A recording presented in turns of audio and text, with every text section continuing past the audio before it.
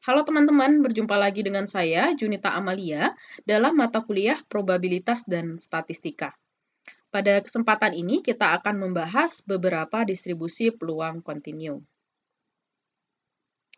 Setelah memahami video ini, diharapkan teman-teman dapat memahami distribusi uniform kontinu, lalu dapat memahami distribusi normal, serta dapat menghitung peluang dari distribusi normal. Nah, sebelumnya kita sudah membahas bahwa distribusi peluang itu terbagi menjadi dua, yaitu diskrit dan kontinu. Untuk yang diskrit sudah kita bahas ya. Sekarang kita akan melanjutkan untuk yang kontinu. Pada video ini kita akan membahas uniform dan normal.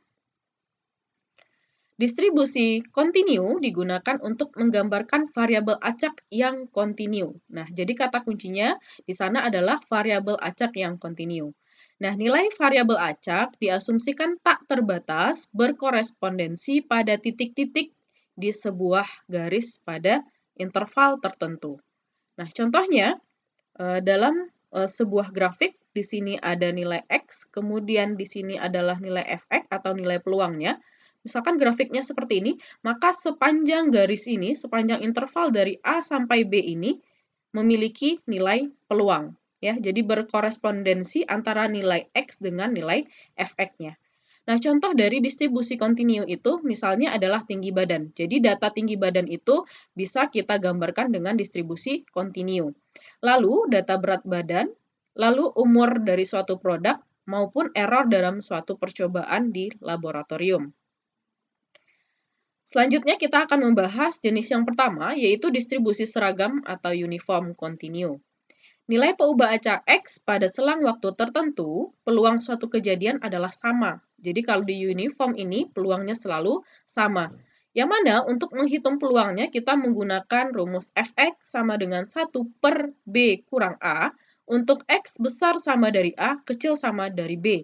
Jadi kalau dia di luar interval tersebut, maka nilai peluangnya adalah 0. A itu adalah batas bawah dan B itu adalah batas atas.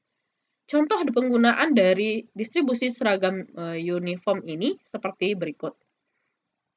Misalkan X adalah variabel acak yang mewakili waktu penerbangan pesawat terbang berjalan dari Jakarta ke Medan. Dalam kondisi normal, waktu penerbangan itu adalah 120 sampai 140 menit. Yang pertama, gambarkanlah peluang kedatangan pesawat tersebut. Yang kedua, berapa peluang waktu kedatangan antara 120 sampai 130 menit. Nah, kita jawab dulu yang pertama, yaitu distribusi peluangnya.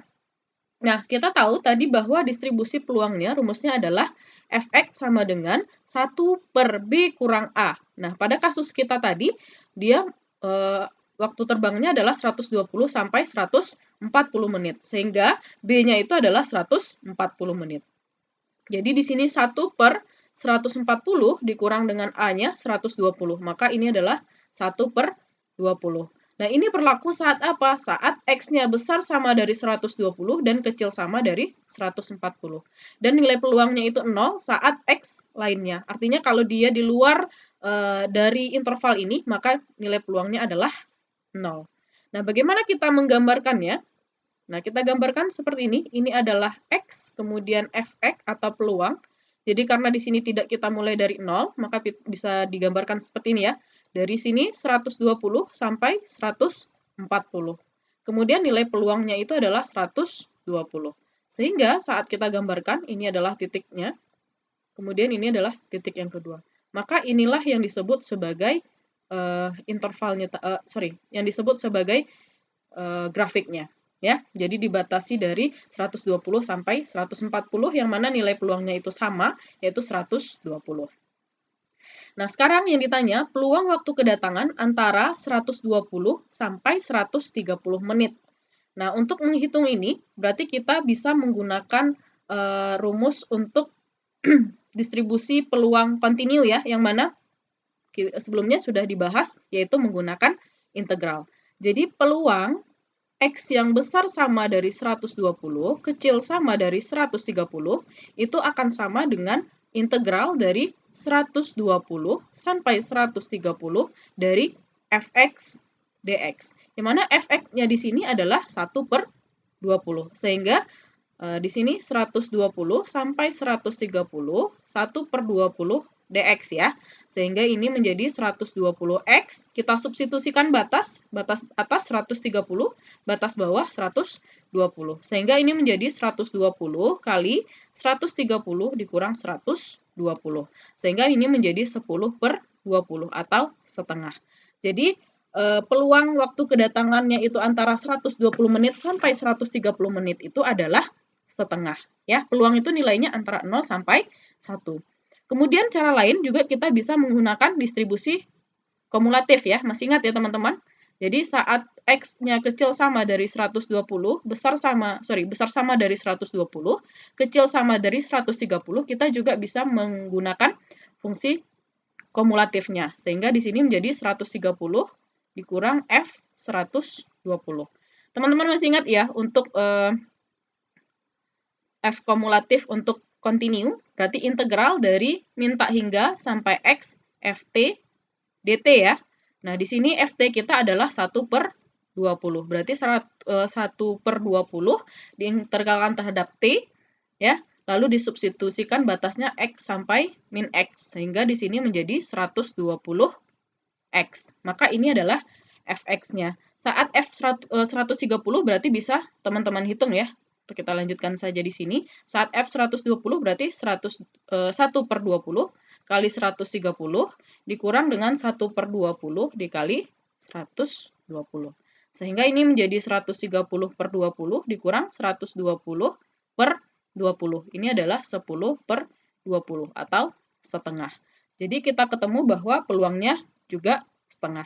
Jadi bisa teman-teman menggunakan peluang diintegralkan seperti ini atau mencari fungsi kumulatifnya. Atau cara yang ketiga dengan menggunakan area. Kita tahu bahwa integral itu adalah hasil di bawah kurva ya.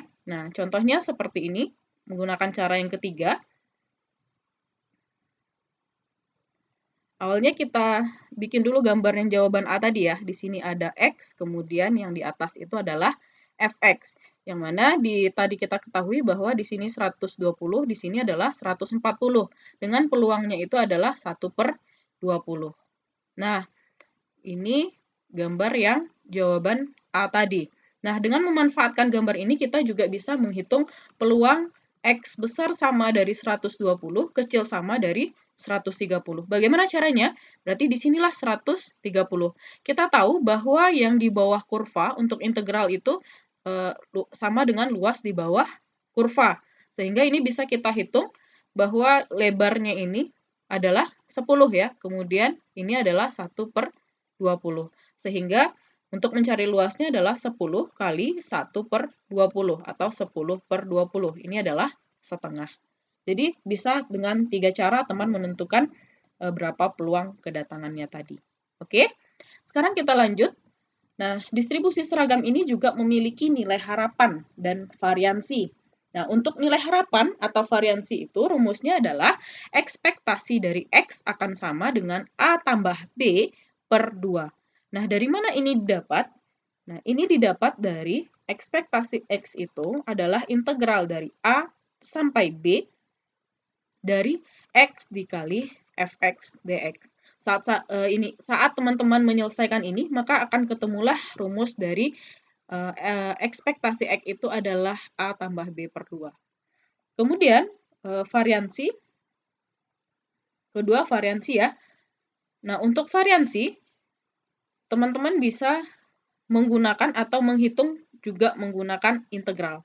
Yang mana untuk variansi itu atau var dari X itu adalah integral dari A sampai B Fx dikali dengan selisih X dikurang dengan ekspektasi X yang dikuadratkan. Nah, saat ini teman-teman coba untuk melakukan pengintegralannya, maka ketemulah hasilnya nanti adalah B kurang A kuadrat dibagi 12. Jadi ini tentang distribusi seragam atau uniform continue. Sekarang kita lanjut ke distribusi yang kedua, yaitu distribusi normal atau Gaussian. Nah, distribusi normal merupakan peluang continue yang penting dalam statistika. Jadi banyak digunakan di bidang-bidang lainnya sebenarnya ya. Kemudian, Distribusi normal ini disebut juga sebagai distribusi Gauss. Distribusi normal ditemukan oleh Abraham de Moivre. Kemudian persamaan matematika di distribusi normal itu tergantung pada dua parameter. Ada yang namanya mu atau rataan, kemudian ada namanya sigma atau simpangan baku.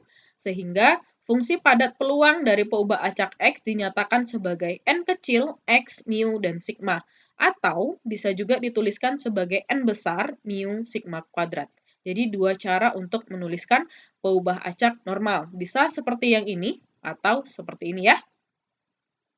Bedanya kalau n kecil, maka di sini sigma. Kalau n besar, maka di sini sigma kuadrat. Ya, tidak ada lagi x-nya. Oke, kita lanjut. Nah, untuk distribusi normal atau Gaussian ini memiliki fungsi padat peluang seperti ini. Fx sama dengan 1 per akar dari 2 V sigma dikali E pangkat min X kurang mu kuadrat dibagi dengan 2 sigma kuadrat. Di mana nilai X itu antara min tak hingga sampai tak hingga. Nah, distribusi normal ini nanti kita tidak akan menggunakan fungsi padat peluang ini karena integralnya itu akan sangat rumit. Jadi nanti kita akan melakukan transformasi namanya ya. Nah, kemudian dalam distribusi normal ini ada parameter mu dan ada parameter sigma, di mana nilai mu itu antara min tak hingga sampai tak hingga, namun nilai dari sigma itu besar dari 0. Jadi nilai sigma itu selalu positif. Ini seperti tadi, ekspektasi dari X itu adalah mu, sementara variansi dari X itu adalah sigma kuadrat. Nah, kalau digambarkan, distribusi normal ini nanti kurang lebih seperti ini. Di sini adalah mu, yaitu nilai tengahnya. Ini Fx, nilai dari peluangnya. Dan X itu adalah peubah acaknya. Kemudian, ini adalah sigma. Nah, jadi mu itu adalah rata-rata, kemudian sigma itu adalah standar deviasi, lalu pi itu adalah 3,1459, serta E itu adalah 2,7182. Nah, di sini ada sifat dari kurva normal. Yang pertama, dia berbentuk simetris atau berbentuk lonceng. Kemudian, seluruh keluarga distribusi normal didefinisikan dengan mu dan sigma ya, karena itu adalah parameternya.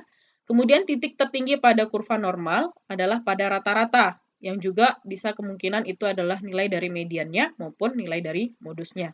Kemudian mean atau rata-rata dia bisa bernilai positif, negatif, ataupun 0. Sementara standar deviasi tadi harus besar sama dari 0 ya. Nah, standar deviasi merupakan lebar kurva. Standar deviasi lebih tinggi, maka kurvanya akan lebih luas. Peluang untuk variabel acak normal diberikan di bawah kurva. Luas totalnya seperti biasa, nilai dari peluang itu adalah 1 ya. Nah, kalau kita gambarkan seperti ini, saat nilai dari sigmanya itu 1, mu yang pertama itu 0, maka gambar dari distribusi normalnya seperti ini. Kemudian, saat nilai dari mu-nya 1, nilai sigmanya 1, gambarnya adalah yang orange. Kemudian, saat mu-nya 2, sigmanya 1, gambarnya seperti ini. Kemudian, saat mu-nya 3, dan sigmanya 1, gambarnya seperti ini. Nah, dari sini kita dapat menyimpulkan bahwa sigma yang sama menghasilkan kurva yang bentuknya sama. Yang berbeda itu hanyalah pergeseran dari nilai mu-nya. Jadi, untuk sigma yang sama, lebar kurvanya sama. Nah, sementara sekarang kita lihat saat mu-nya yang sama-sama 0 atau tetap. Saat mu 0, sigma 1, gambarnya seperti ini. Kemudian saat mu 0, sigma 2, gambarnya seperti ini. Kemudian saat mu 3, gambarnya seperti ini, artinya dia semakin besar, semakin lebar kurvanya, ya. Kemudian saat mu-nya diperkecil, saat sigma-nya diperkecil, yaitu 0,5, jadi seperti ini. Kemudian diperkecil lagi menjadi 0,25, seperti ini. Nah, dari sini dapat kita simpulkan semakin kecil dia nilai sigmanya, maka kurvanya akan semakin sempit. Kalau semakin lebar semakin besar nilai sigma, maka kurvanya akan semakin lebar, ya. Kemudian luas di bawah kurva kontinu, yang pasti yang pertama itu fx besar sama 0, ya. Jadi nilai peluang itu pasti besar sama 0. Kemudian untuk luas daerah di bawah kurva itu sama dengan 1, karena itu adalah nilai peluangnya. Nah, seperti gambar ini. Nah, untuk gambar ini, karena dibatasi oleh interval A sampai B, maka luas di bawah kurvanya adalah antara A sampai B saja. Maka yang warna pink ini adalah peluangnya. Kemudian di sini ada luas dari kurva, saat luas dari kurva itu dibatasi dari mu kurang sigma sampai mu tambah sigma, itu adalah sebesar 68% atau 0,68,27. Jadi, besar yang warna biru itu adalah 0,68. Sementara kalau mu dikurang 2 sigma atau mu plus 2 sigma, maka lebarnya itu adalah dari sini sampai ke sini, atau itu adalah 0,95 0,9545 atau 95%. Kemudian saat mu kurang 3 sigma atau plus 3 sigma, itu hasilnya akan mendekati 1, yaitu 99,7.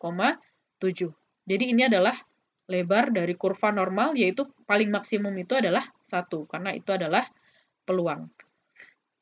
Nah, sekarang di sini, kalau kita mencari peluang X kecil dari A, maka yang diarsir itu adalah bagian kiri. Sementara kalau kita melihat yang besar dari A atau besar dari B di sini, maka itu adalah yang sebelah kanan. Bagaimana dengan yang di antara? Maka untuk mencari daerah yang di antara, untuk menghitung berapa peluangnya, berarti yang besar, yang seperti ini ya, B, dikurang dengan yang A, sehingga kita dapatlah nilai yang di tengah ini. Sekarang kita lihat ke distribusi normal baku.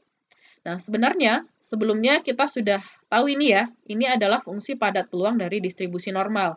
Namun, agar memudahkan, kita menggunakan normal baku. Nah, di sini normal baku itu adalah distribusi normal yang ditransformasi menggunakan Z. Dengan syarat distribusi normal baku itu nilai dari mu-nya itu sama dengan 0 dan nilai dari sigma kuadratnya itu 1.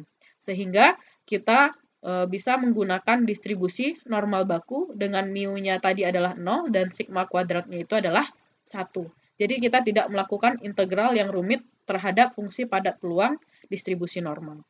Nah, ini bisa diilustrasikan menggunakan tabel. Nah, ini disebut sebagai tabel peluang ya, teman-teman. Coba lihat ke sini, bahwa distribusi peluang itu dimulai daerahnya dari sebelah kiri seperti ini.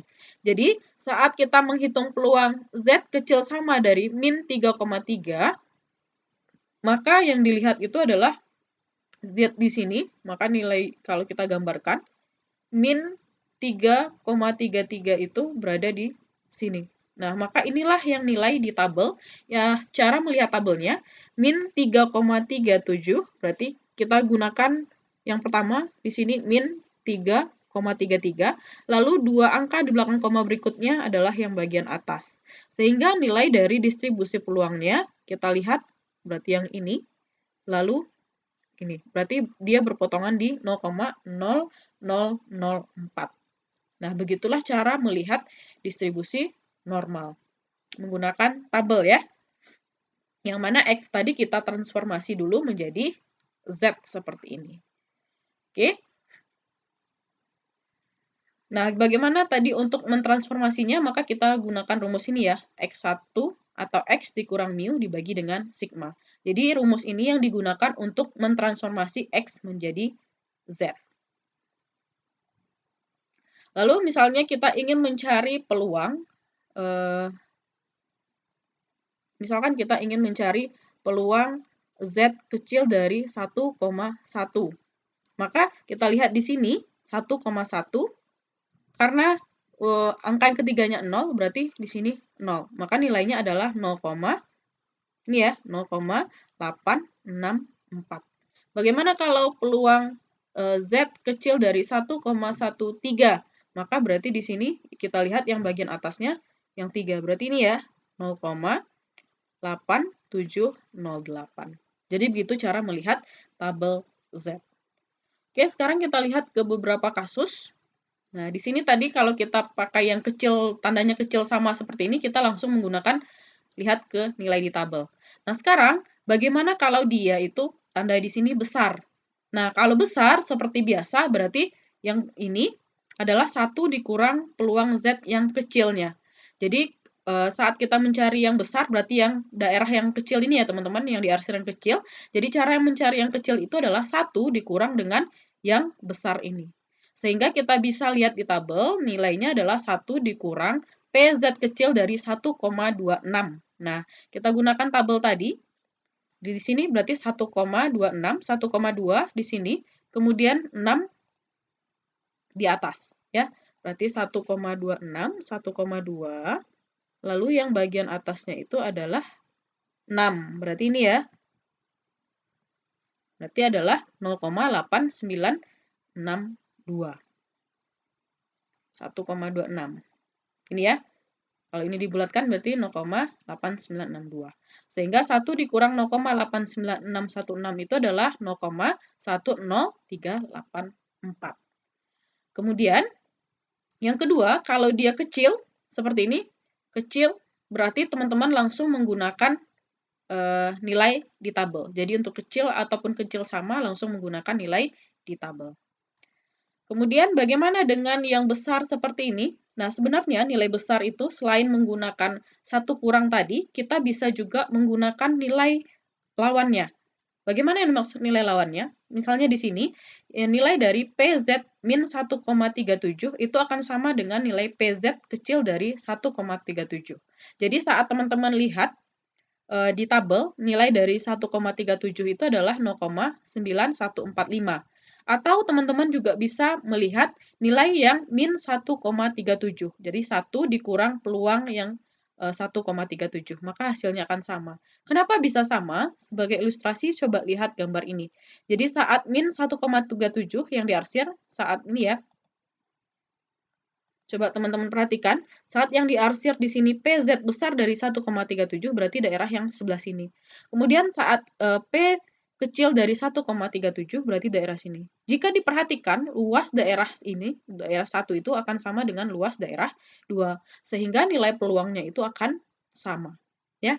Jadi untuk soal ini misalnya, berarti teman-teman juga bisa menggunakan PZ kecil dari min 1,26. Silahkan langsung teman-teman coba lihat nilai di tabel, harusnya nilainya adalah 1,038. Coba kita lihat, siapa tahu di tabel tadi masih ada 1,26. Nah, kebetulan di sini ada ya 1,26, yaitu ini ya min 1,26, yaitu 1,038. Coba kita buktikan. Nah, sama ya, 0,1308. Oke? Nah, kemudian pada kasus berikutnya, kalau dia nilai di antara seperti ini, maka kalau di antara, seperti ini ya, antara min 1,25 sampai 0,37. Jadi teman-teman bayangkan, yang besar dikurang dengan yang kecil ini. Sehingga di sini kita dapat menghitung dengan cara mengurangi peluang yang P 0,37 tadi, yaitu 0,6431 kalau teman-teman lihat di tabel, kemudian dikurangkan dengan yang P peluang Z kecil dari min 1,25, yaitu 0,1065. Maka itulah nilai dari peluangnya. Oke, nah sekarang di sini ada latihan. Suatu jenis baterai mobil memiliki rata-rata 3 tahun dengan simpan baku 0,3 tahun. Bila dianggap umur baterai berdistribusi normal, carilah peluang baterai berumur kurang dari 2 tahun. Nah, berarti teman-teman bisa melakukan transformasi Z ya, karena di sini yang diketahui adalah X. Berarti silahkan dicoba, lalu bisa menggunakan tabel seperti tadi. Kemudian soal kedua, seperti ini, dalam suatu proses industri, diameter suatu batang merupakan bagian yang terpenting. Pembeli menerapkan ketentuan mengenai diameternya, yaitu 3 plus minus 0,1. Maksudnya ialah tidak ada batang yang ukurannya di luar ketentuan ini yang akan diterima. Diketahui bahwa proses pembuatan diameter tersebut berdistribusi normal dengan rataan 3,0 dan simpan baku 0,5. Berapa rata-rata dari batang akan terbuang. Maka silahkan teman-teman gunakan Z tadi, artinya X yang diketahui di sini ditransformasi menggunakan rumus dari Z, lalu menggunakan tabel peluang Z yang sudah dijelaskan tadi. Oke, silahkan selamat mengerjakan latihan. Untuk keterangan lebih lanjut, teman-teman bisa baca buku Walpool ini ya sebagai referensi. Oke, terima kasih, selamat belajar.